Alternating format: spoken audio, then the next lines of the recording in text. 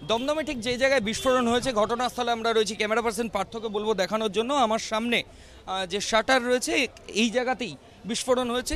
একটা জায়গা গোল অবস্থায় রয়েছে, এখানেই বিস্ফোরক রাখা ছিল এমনটাই পুলিশ আধিকারিকরা প্রাথমিকভাবে মনে করছেন।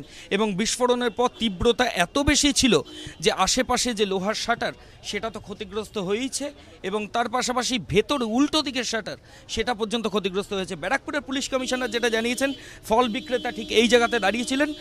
ঠিক এটা বোমা বিস্ফোরণের এপি সেন্টার।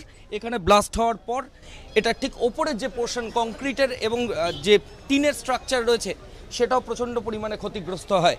এবং বিস্ফোরণের তীব্রতা এতটাই ছিল যে ওপরের পাশাপাশি বাড়ির ঠিক উল্টো দিকে যে জায়গা সেখানেও কিন্তু বোমের স্প্রিংটা ছিটকে যায়, এবং সেইখানেও কংক্রিট এবং স্টিলের যে স্ট্রাকচার ছিল সেগুলো ড্যামেজ হয়। বিস্ফোরণের যে ভাইব্রেশন ছিল, যে কম্পন ছিল, তাতে কাঁচের যে জানলা সেগুলো ফেটে গিয়েছিল, এমনটাই প্রাথমিকভাবে ব্যারাকপুরের পুলিশ কমিশনার জানিয়েছেন। ক্যামেরা পার্থপ্রতিম রায়ের সঙ্গে ময়ূখ ঠাকুর চক্রবর্তী, এবিপি আনন্দ, দমদম।